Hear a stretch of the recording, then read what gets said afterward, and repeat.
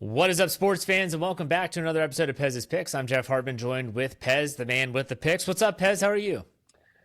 We're doing all right, Jeff. We're licking our wounds a little bit. We got robbed. We're gonna have that FFSN legal team look into, I believe, the umpire. We had a call at the plate. I believe last night that we won a baseball bet, Jeff. I think we beat Scooball, even though in extra innings the score said 1-0 them. But to live another day, to fight another day, Houston 1-0 extra innings, and we'll take our loss. We'll take it, Jeff. I mean, that's what we do here, and we'll live to fight another day, and we'll continue battling. That's what we do to beat the house. That's right. We're going to continue to talk about baseball here on this podcast. We're also going to hit on, talking about college football. They're entering week one, and what we're going to do there, you took a trip to the Borgata. We'll talk some golf, Tour Championship, Ryder Cup news, but let's start off with the National Football League. It reigns supreme in all of sports, no doubt about it. If the NFL is on, no one else cares about anything else. You've been going through your futures. Have you wrapped that up yet? Well, we already presented the Eagles, Jeff. That's not changing. Right. I think good news for the Indianapolis Colts. We've got a strong lean with Daniel Jones. I believe at home we'll be leaning Colts over Miami. Miami, a team with a lot of injuries. NFL wagering, we have our system. We've got 5 points we look at. We'll share with the people a couple of things we look at. Turnover ratio compared to covering the spread is almost a mirror image. When we look at last year's best teams in covering the spread, Detroit, Jeff, we talk about them all the time. I don't know why we don't bet them every week. Finished the season 67% covering. Chargers, a team we didn't love, around the same. Denver, Philly, Minnesota, Pittsburgh, Buffalo, all great teams. And then when we look at turnover ratio, Buffalo, number 1, Pittsburgh, number 2, Chargers, number 3, Green Bay, Eagles, Detroit, Houston. So in the NFL, you cannot wager money against teams that turn the ball over and play weak defense and don't get turnovers. I mean, that's why we love Pittsburgh. They seize the ball. That ball is up for grabs. That defense becomes an offense. That's a big indicator that we look at. And quarterback play is something that is just pivotal. We'll talk about it with KT Smith, coach from the Hot Route, a former quarterback. I don't know that, Jeff. I don't know if he was any good or not. He claims he was. But if you turn the ball over as a quarterback, your team is done in this league. And I believe you need a running game and you need a solid defense as well. These are a couple of the things that we look at, and the home team usually wins. So NFL wagering, it's not easy, but there are clear data points to look at when you're placing a bet, when you're investing money over baseball. And I can't get out of my head, Jeff. I watched this game last night. I'm still reliving it. We're taping on Wednesday. We're going to win money against Scooball. I'm feeling like a genius. Houston gets nailed. I mean, the best relay play I've seen all season from right field. Couldn't get a hit. 3 games to get blank, Jeff. But at the end of the day, football betting, I believe, a little bit more trustworthy, if you will. Will you have a quarterback that doesn't turn the ball over, have a couple turnovers in one game? You might. And that's kind of the minefield of gambling. But at the end of the day, you can count on some of these teams to do what you expect. There are kind of certainties in the NFL that you look for. The Steelers are going to show up and play at home. The Eagles are going to run the ball, right? I mean, we know that. Baltimore is going to be Baltimore. So I think there are certainties that we look for. And I think the Colts, even with Daniel Jones, who was a turnover machine, I think they're a better team going into this season with Daniel Jones and with Richardson. And I think we could have a little bit of Minnesota Vikings situation with the Indianapolis Colts. We'll see, but we're leaning in that direction. Well, let me ask you this question. I talk about golf because obviously I bet on golf. Well, I don't bet. I give picks every week for golf on my Fairways and Dreams podcast. And I've always said in golf, you're really only picking like a top third as potential winners. Like you're not going into the lower 2/3 unless you have some inside knowledge of a player who might be playing really well. I feel like last year, maybe this is the antithesis or the opposite of the norm. I feel like now NFL is very top heavy. You agree or disagree?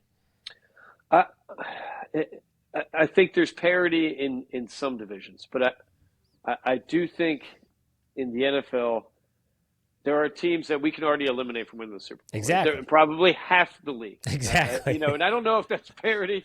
I don't know if it's fairness. We haven't done this yet, but we're gonna give out a little secret. The NFC West division, I don't think we're going to take a play on total wins. The Rams, Stafford with a disc injury. I broke a disc, my L5 skiing in Colorado about 15 years ago. It still hurts, Jeff, right? I'm not an NFL quarterback, but it took me 2 years to literally kind of get back to almost 100%. So, I worry about that. Seahawks, I don't know if Darnold's going to be good again. I mean, I don't know if anybody does because that 1 year flash in the pan, I don't know. 49ers, Debo gone. A lot of players gone. I don't have too much faith in that lineup. And the Cardinals, until that quarterback actually does it, I don't know if he's any good. So I think we're passing on all four of those teams. Aside from the Niners, maybe. I don't think any of those teams have a chance to win the Super Bowl. Panthers, Saints, probably no chance. I would say the Bears have no chance of winning the Super Bowl. And, maybe because I bleed green, Jeff, I don't think the Cockroaches, the Cowboys, have any chance of winning the Super Bowl. I can't get enough of this Micah Parsons. I'm starting to think Jerry Jones is doing this intentionally for entertainment for us. This guy, I think keep throwing stats out. I was always negative on Micah a little bit because the Eagles have figured out a way to kind of neutralize him. This kid's great. His stats are unmeasurable, and they're not paying him. I have no idea what they're doing. Adam Scheffler from ESPN predicted that it's over. He might even stick around this year, but it's gotten so personal that it's over. When you lose the locker room in August, you have no chance of winning the Super Bowl in February, right? I mean, it's like the players are looking at this like, what the hell? This guy is the best defensive player to come out of college. I don't know, the last 15 years, maybe. His stats are unbelievable. Getting to the quarterback, sacks. I believe all 4 seasons he's got 12-plus sacks, and they're not paying him. So I think teams that are going in with drama, we love that. We love betting against them. Teams going in with quarterback concerns, we love that as well. And I think that it's going to be a tough sell for a lot of NFC and AFC teams to win the Super Bowl. Jaguars not going to get it done. The Browns not looking too good in that situation. Are they keeping 4 quarterbacks? I don't know. Jets, I have questions. Are they going to win the Super Bowl? Patriots, Dolphins. So when we get down to the list, there's maybe a handful of teams. And that doesn't mean you can't bet on these other teams, but teams that are going to win 11 to 13 or 14 games are more likely to cover spreads as well.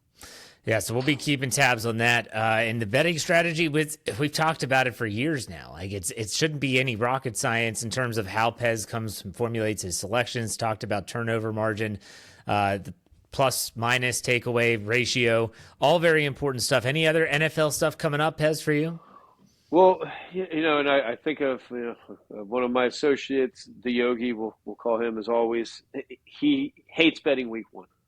Week 1, that's a tough week to bet. Teams that have been good or weren't, sometimes things change. I caution people, don't get overly excited. Bet every game. You can't bet the Thursday game. Now this year there's a Friday game, 2-3 Sunday games, a Sunday night Monday. You can't bet every segment. Go in with your picks. Don't chase your money. Your picks should be put in, prior to the weekend getting going. Maybe on Sunday something changes. You might mix it up. But, I think there are going to be some prizes out there. The league does this intentionally. We talk about this every year. It's an entertainment league, right? It's not some fairly made league. I mean, the Eagles don't have 2 home games in a row. Is that fair, Jeff? Absolutely not. But I think that's going to make us better because we're tough. I think the Jets could be a little bit of a surprise team. I like Atlanta's chances, and we've already talked about the Colts. I think teams could kind of turn their fate a little bit and move on to playoff situations possibly. And that's kind of what you look for in week 1. It's kind of a watch and learn. College football especially. I mean, we tiptoe into the water in college football. Well, that's a good segue. College football week 1 is almost here. And week 1, I think you said it best in a text message to me. You said you called it JV week 1. There are some big games early in the season, but not yet. You are kind of passing on week 1 in NCAA, correct? Well, week 1, it stretches like 2 weeks, Jeff. So, college football, like everything's just trying to profit off everything. Week 1 starts Saturday, August 23rd, and it really doesn't end until Labor Day. So the first batch of games are August 23rd. We have a ranked game, ISU versus KSU. We're not going to touch that game. The rest of these games, Fresno, Kansas, Stanford, Hawaii, we looked at. You know how we like taking Hawaii, Jeff. If this game was at 11:30 at night, we'd be taking Hawaii. This game's at 7:30, and they're favored. So I doubt we're going to take that game. Something seems fishy with me with that. Stanford, I don't like betting against smart kids, Jeff. I don't know. They know something. So, you've got Mercer, you've got Southern Houston. It's a JV lineup. Looking forward to the following week, Thursday, August 28th, into that Saturday. We've got a few games penciled. We're taking a serious look at Miami, big game that they have with new quarterback Carson Beck. Tennessee, Syracuse, a game that we're looking at. And, as we get a little bit closer to these opening games, we're gonna have these picks figured out by next week. It's still a little bit early. Teams are still deciding lineups and quarterbacks, but we talked about it all last year. Tough to bet these mini major colleges with the NIL deals and with the transfer portal. I'd be lying to you, Jeff, if I said I knew who was on every team in Western Kentucky, if I knew every player. I'd be lying to you if I said I knew, every player on some of these even major teams. But Texas, Ohio State, we're definitely taking the game. We're going to put one out here right now, Jeff. We're taking Texas over Ohio State. I love the Manning kid. I think Archie is the best quarterback in the country in college. They're getting 2.5. I love the coach. I love the style of play. Ohio State, another great team and a very difficult place. The big house, 120,000 people or whatever it is in Ohio State. But I think we'll be taking the 2.5 in Texas, and that's not till Saturday, August 30th. So we're getting worked up, Jeff. We got to pull the reins in. They're teasing us a little bit this week, but we're not going to take the bait, and I caution people in doing that. Mini major football is a very difficult thing to handicap first week of the season. And we'll be talking more about that. There's some big games coming up that weekend of the Labor Day weekend. LSU Clemson is another one that we'll be talking about. And remember, for all the podcast listeners out there, Pez will be doing 2 extra podcasts a week, one which will be his picks or his plays for college, and the other one will be for National Football League. So we'll be dabbling into college, obviously, before NFL kicks off. But be on the lookout for that, and we'll have all those on our social media as well, wherever you get Pez's picks on Twitter or on Instagram. But all right, so college football done. Let's go to baseball. We talked about the skoo ball loss, which was tough because you went out on a limb there. I know you went out on a limb and you were feeling good. Didn't pan out. What else you got cooking in baseball? I think we went 3-1 this week, Jeff. We had some good wins. Yankees was a good cover for us. Toronto was a good cover for us. And baseball, very difficult. But we're going to start betting against teams that are wrapping it up. The White Sox have, I believe, dumped half their team to the minors. So when the numbers are right, we're going to look to bet against teams like that. And I think this is the time of year we're seeing it with the Phillies. Teams start to play better. Teams that are going to be in the postseason start to play better, and teams that aren't start to, they're booking strip clubs and golf outings, Jeff. I don't know what these guys do, but this is the time of year for baseball. You got to really dial in, and we're going to start making money. 3-1, not a bad week. We even had a soccer win, Jeff, so I think we're 4-1 on this week. In August, when you're 4-1, you really celebrate that. And the dog days of summer here, it's been raining a lot in New Jersey, so we're proud. When you're bored, Jeff, you bet more. That's something else I want to caution people. On a rainy day, you should not have your phone on you. When you're laying around on a rainy day and you're bored on a weekday, you're going to load up on baseball. Block that. Don't do that. Stick to the numbers. Stick to the data. And, it's a pitching game. Last night, one of the best pitch games I've ever seen. Skubal and Brown, Houston and Detroit. And Skubal, coming into that game, had ballooned in the last 5 starts at a 3+ ERA. So, we thought there was a little blood in the water. I think he watched the pitch. I got so pissed off. I don't know. He might have had his best game I've ever seen last night. And Houston, puzzling team. I mean, how do you go 3 games in a row without scoring a run? If you're the Houston, they're batting 4th in the league. 254, I think, is their average. 3 games in a row, they get blanked. I think now they're 23-0 in the last 3 games. But you can't chase streaks. We're not going to take them today, but we'll continue looking for the numbers, and when they're right, we'll put those plays out there. The Pirates have been shut out more than 3 in a row, just so you know. But that's true, Jeff. How about Skeens? We're kicking ourselves. We wanted to take them. Another great outing against a good team, and I don't know. Are we happy that they're not shutting this guy down? I don't know. He got shelled against Milwaukee and has a nice bounce back against Toronto. So there are teams that get him. He's not impervious to the occasional loss, but he's a pretty safe bet if there is one out there in terms of giving his team a chance to win. Doesn't mean they're going to. Absolutely.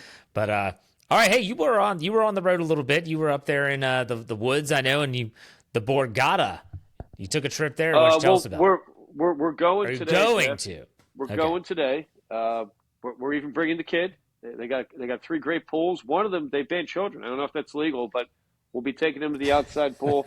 He got a taste of Vegas last year. I don't know if this is good parenting, but he looked at me and said, "Let's go to the casino pool." So we're going to go there today. We're going to step back into a place we spent a lot of time of our life, into the poker room of the Borgata, as long as they don't kick us out, Jeff. We're going to talk about some poker strategy. Poker is a game. We can't wait to make this video. We've made a bunch of videos on casino games. Some of them done very well. I think we're at 19 million views on our roulette video, which is pretty amazing, Jeff. We're beating some NFL games with viewership here, but we're putting out some systems. I think you can win. Craps is one we put out. There is no system, Jeff. The dice control it. I see those dice in the air and I laugh. It is a nonsense game. I've played a lot just for fun. There's no predicting craps. You got somebody literally touching the dice. And sometimes they go on the floor. When they do, they put in other dice. I don't know. But blackjack, very difficult system. We put that out. Poker, you're not playing against the casino. I still believe it is the greatest game you can make money in the casino. They don't care who wins. It's not rigged in their favor. Every other game is. Poker, you're playing against 9 other people. Part of the thing that we're going to put out is selecting a table, Jeff. I always walk around and I look for a table of a lot of people drinking alcohol. When you drink alcohol, your IQ goes down. You get more impulsive. When I see a table of people that look like they know what they're doing, I never sit at that table, right? I mean, I know these guys know what they're doing. A conservative game. Poker should be spelled FOLD. If you're not folding in poker almost every hand, then you're not going to be sitting at that table long. It is a patient game. You cannot go into hands unless you have hands that are going to win. If you have pocket aces in Texas Hold'em, you have an 85% chance to win that hand if it's one-on-one. For every player that stays in the hand, your chances go down. So something we'll talk about, a strategy is you're conservative on hands you play, but hands you play, you have to play aggressively. You have to be raising. You have to have what we call a kind of a street cred at the table, where if you're raising and playing hands that are solid hands, people kind of know that and they back down. Pocket aces can lose to a 2-3 catching a straight on the river, which is the last card put out. So we'll talk about discipline, not chasing straights, not chasing flushes. I used to love when I would beat someone and they'd flip over and be like, "Oh, I almost had a straight." Like, what an idiot! You're looking for what, 4 or 8 cards to make your straight. So your chances of doing that go down. It's a numbers game, and if you look at the percentages of hands and what you could get and hands that you could possibly make or not, then you look at the poker game. When you know you have a 25% chance of hitting a flush, you're probably less likely to put $300 onto a hand. I would never risk $300 on a 25% chance, right? So these are things we'll be talking about. We can't wait. The Borgata, classy place, Jeff. It's outside of Atlantic City. Atlantic City is an island. And there are 3 casinos that are out in the marina. So it's basically on a little island called Brigantine. Sits on its own. It's a gold building. I can walk to the beach in my house here all the way down by Cape May. I can see that gold thing shining. It's fantastic. We can't wait to get there. Great food there. They have the busiest restaurant in New Jersey, the Homestead Steakhouse, Jeff, which I believe they put out about 1,200 covers a night. 1,200 people a night eat there. The kitchen's about the size of a home kitchen. They put steaks out the size of our heads. So maybe we'll take the kid there. Maybe Borgata. Maybe like the Hard Rock, they'll give us a little love. Maybe they'll comp us, Jeff. I mean, we'll always take a free comp at the casino. Yeah. Why not? Why We're not? pumping them up right now. So Absolutely. if they're listening to us, cop the meal, Borgata. Stop being so cheap. Let's go.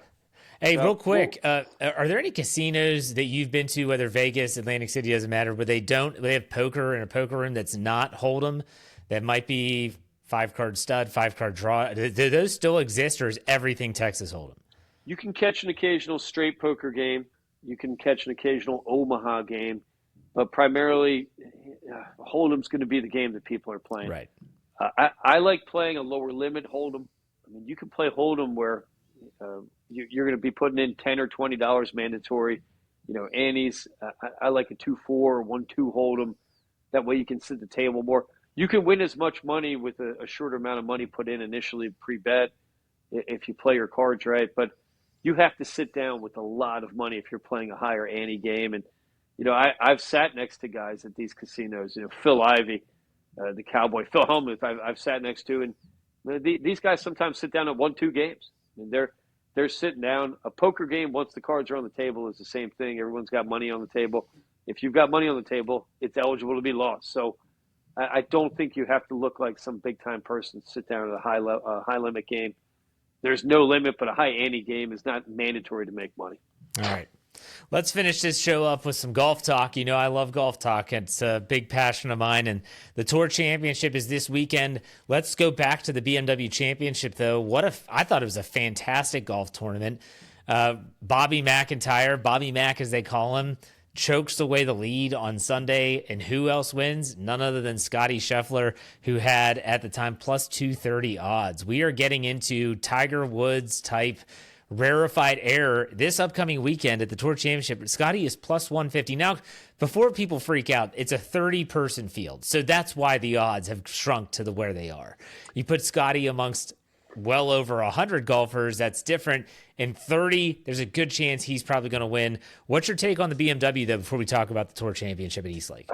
I mean, Scheffler, once again, this guy is doing Tiger things. It's what we thought Rory would do, and never kind of became this player. I know he won the Masters this year. I'm not saying he's a bad player, but Scheffler has become a dominant Tiger-like machine. His iron play, and now his putting. I blame Rory. The guy gave a mallet putter like a year or two ago, and since then he's become Tiger-like golfer. The guy putted terribly. And stupid Rory goes over and gives him this new mallet, and the guy's unstoppable. He's getting his caddy back. Yep. I like McIntyre a lot, though, and I think for the Ryder Cup, that dude's going to be tough to beat. Tough. He had a rough day, but Scheffler, Tiger was exciting. Tiger sprayed the ball all over and had great recovery shots. Made 50-foot putts. Scheffler, he's boring. Oh my gosh, what are you talking about? The chip in on 17? Well, I'll give him that, Jeff, but he didn't even need that, right? The guy wins by 2. He wins by 2, but still, that was the nail in the coffin. He's the most consistent, steady golfer. And with that swing, you think the ball's spraying everywhere. Fairway, hole high, birdie, or par. Never gets excited, never gets mad. There's no fist pumping with Scheffler, right? He's never got to do incredible things because he's incredibly great at his craft, the time he must put in. And I like it. He's not a real technical golfer. Still has the same swing coach from when he was a kid. And these guys, they stand out on the range and kind of just watch each other hit the ball. And he tells them move your shoulder. There's no tin cup gadgets going here. I'm going to say he's the best golfer I've seen since Tiger Woods. He's got to be in my life. I wasn't alive to see Jack in his heyday. I think the second best golfer I've ever seen. I remember looking forward to watch Tiger play because I knew it was history. I'm not going to see another guy like this. McNeely, nice week last week. Tommy Fleetwood, another nice week last week. Ricky Fowler, heartbreaker, Jeff, heartbreaker. This kid, I love Ricky. His game, he's back with Butch Harmon and his son. And I felt like he deserved to go on to the next week, but I'm happy to hear next year. I think there's 9 of these tournaments and only top 50 are guaranteed in, and this guy's going to be in. Yep. He called out some online troll. I don't know if you saw this. I did see that. These golfers. It's like the 5th golfer this year tell a guy say it to my face. What's up with this, right? How about our guy Ben Griffin, FFSN team, Jeff? I'm going to call him out again. We had a drug overdose on the course. This guy ate. That's a really bad use of a term overdose, by the way. You cannot overdose on creatine. He said he overdosed on a rock of creatine. Is this legal? Was he admitting to using performance enhancement on the creatine? course? Is not a PED, Pez. It is not a PED. What the hell's going on, Jeff? This guy had the shakes. It's some junkie. It was like John Daly when he quit drinking for 2 weeks. What the hell happened with this kid? I have taken creatine. It is not a performance-enhancing drug. Jeff, I don't know. In the 90s, I remember all the guys that were beefing up were taking the creatine. Ben Griffin, not a beefy guy. What the hell's he doing with the creatine? Does he need this? Have a cup of coffee or Coca-Cola or something. You got to eat a rock of creatine, and then it went away when you drank water? What the hell's going on here? Oh, do you want to know? It's a monohydrate. It bonds with water. So if you don't drink enough water, it dehydrates you and makes you kind of antsy and almost jittery. So he had like tremors on the green. That's why he 4-putted from 5 feet. What's the benefit of this, Jeff? What's he working out in between shots? What's going? He's scooping that powder out of that big tub. It actually has a lot of mental acuity. There's a lot of cognitive benefits of creatine, not just the physical. Interesting. Isn't there like some pill he could be taking to do that? Right, Jeff? What's going on? I mean, it's Ben Griffin's fault. Like, you know this stuff. He's like, I've been taking it for years. And you don't take more than you're supposed to, which he said he did. And you make sure that you have enough water. You drink, you eat something as well so that it's not on an empty stomach. So it's his fault. He's a moron for doing it. But ultimately, it was a great story because he ended up turning it around and birdied, like, I don't know, 7 of the last 15 holes or something. Like, his scorecard was incredible. It was like triple, double, pars, and birdies the rest of the way. Just unbelievable. He was 6 over through 3 holes. I mean, yeah. This guy could have been in the mix. Maybe would have given us a little bit of a dream shot. I think he said it was the bottom of the bucket, and it was chunky, and I felt it go down. Like, what the hell? What's going on in the sports world? What is happening here? Creatine used to be something people whispered about. Now it's all of a sudden this good thing we're taking. Hey, everybody should take creatine. I don't know, Jeff. We stick to coffee. Gatorade, I'm still a big fan. I do miss the glass bottle, Jeff. I know you remember. You're of age. Oh, yeah. It used to come in a big mouth glass bottle. Let's go back to glass. Plastic killing the world. That's something else we're going to talk about here. How about the Powerade in a can when it came out? Wonderful. Powerade was in a can when it first came out. No plastic. It was in a can. The Hawaiian punch of sports drinks, the Powerade. How about this Goddard kid? A big fan of him. He came back. He made the championship. Does Goddard get a look at the Ryder Cup? I don't know. Big Jersey boy. Yep. I like his chances a lot at that bet page. I think Keegan needs to have a big week to fulfill our bet.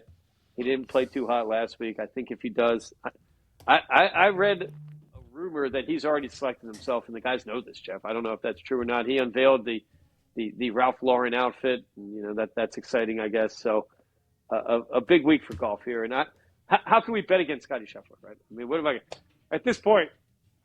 How's he not going to win? I think it might be a good bet to take him this week. Out of 30 guys, you're getting money. The course is a course that seems easy for this guy. It's not a very difficult course, and it's one Tiger used to kill in similar kind of mindset. And I don't know. Well, let me give a tip out there for people that might want to look, and I don't do parlays in golf. Just stop doing parlays in golf. Like, it's just not worth it. But if you want straight up picks, do what I did last week at the BMW. I took Scotty Scheffler plus 230 to win. He cashes. Then I take Scotty as the double in the double play. So Scotty or JJ Spawn, that was plus 195. I took Scotty in the triple play. Scotty, Ludwig, or Colin plus 165. Then because he wins, you win all 3 of those plays. You just basically compounded your odds and you win more money. If you trust that he can win and you think he is, then do that. Then definitely you can compound your winnings if you think. I'm not playing Scotty this week, though. I am taking Keegan as a long shot plus 3,500, Pez, for a long shot. Why? If there's one tournament that he can win to say, you know what, I didn't get in the top 6, but no one would question me putting myself on the team, is winning the Tour Championship. But you like these special plays, Pez, hole-in-one. If there's a hole-in-one during this Tour Championship, you're talking the best golfers in the world, plus 400 if there's a hole-in-one. We had one last week. Bhatia, amazing. I was watching that live. Yeah. Does the caddy get the car? I haven't seen. You got to give the caddy. They got to give 2 cars, Jeff. Did he get one too? I mean, it seemed like it was predetermined. I like that kid a lot. And he might not be a bad long shot play either this week. The best guy to wear glasses. We're both wearing them right now in the last 30 years in golf. The guy's wearing spectacles out there. Fantastic look, Jeff. I mean, this guy looks like an 80s golfer. I love his game. Kind of crept into, the back door his way into this week, plus 6,000. I kind of like his chances, and I do like that hole-in-one bet. This is kind of like the hole-in-one bet. I watch for it every week now, kind of like a Schwarbomb. In the Philly area, I know people that every game of Philadelphia's season, they take a Schwarbomb first at bat for Schwarber, and the guy's been doing it, Jeff. This guy, we didn't put it out, but a few weeks ago in one of the casino trips we're at, we put a little money on him to win the MVP. I think we're getting 3-1. We didn't put it out there because I don't want to look like a homer. But this guy, maybe he's on creatine, Jeff. I don't know. What's this guy doing? He's closing on 50 home runs, that little stubby dude. We got to re-sign that guy. And, Phillies, we didn't get into it. Zach Wheeler, I don't know. That's a death blow for us. I don't think this guy's going to come back. You have a blood clot in your arm, your throwing arm. I don't know if you can come back, Jeff. I'm no doctor, but I don't think creatine's fixing that. I mean, a hard blow for baseball and for the Philadelphia Phillies. But I'm going to say Bhatia, not a bad play. And I'll stick with Keegan Bradley with you. I love that guy, big Vermont guy. I got a place kind of near his. I don't see him, Jeff. I'd like to. Hangs out with Michael Jordan, which sounds like a fun trip up there. But I'll take Keegan and Bhatia. And I don't know. I love this course, but Atlanta, Rory's played this course pretty well too. I mean, that's my favorite. That's my favorite pick. I'm taking Rory plus 850 to win, and I've also got him top 5 plus 115. So you get plus odds with Rory. Pez's picks has taught you anything. Sometimes your hate can be eliminated, and you bet guys to make money. It's all about money, right? Exactly. You bet against your mom. You bet against guys. You bet 4 guys you hate sometimes. And hey, I'm proud of you. And, I don't know. I don't know about this, Rory. I mean, I can't wait for the Ryder Cup. I think. Who do we put up against him? I can't wait for this Ryder Cup. I just can't wait. It's going to be entertaining when they have to make their picks, because this is the end of the regular season for the PGA. They're going to have a couple weeks off before they get into the September. That's when it really gets into the Ryder Cup. They're going to make their selections. We'll have a lot to talk about. And you're going to be on my Fairways and Dreams podcast once they make that team. Oh, so can't wait. We're going to be drinking, Jeff. You got to drink to watch the Ryder Cup and act obnoxious, right? I'm going to get one of those stupid uniforms that the guys wear. I can't wait. I'll pay there my you face. go. All right, Pez, what are your final thoughts? Well, stay tuned to Instagram. We'll have a lot of casino information. We'll be in the sports book today. I know one of the managers there. I don't want to drop his name or have him on camera. He'd probably get fired. But we'll talk a little bit about NFL betting and why it's better to bet at a casino, Jeff. We'll talk about that. All right. Fair enough. All right, Pez, man, enjoy the Borgata. We'll be looking to hear that. Make sure you check out Pez and Pez's Picks on Twitter and X and on Instagram. We'll talk next week, man. Take it easy.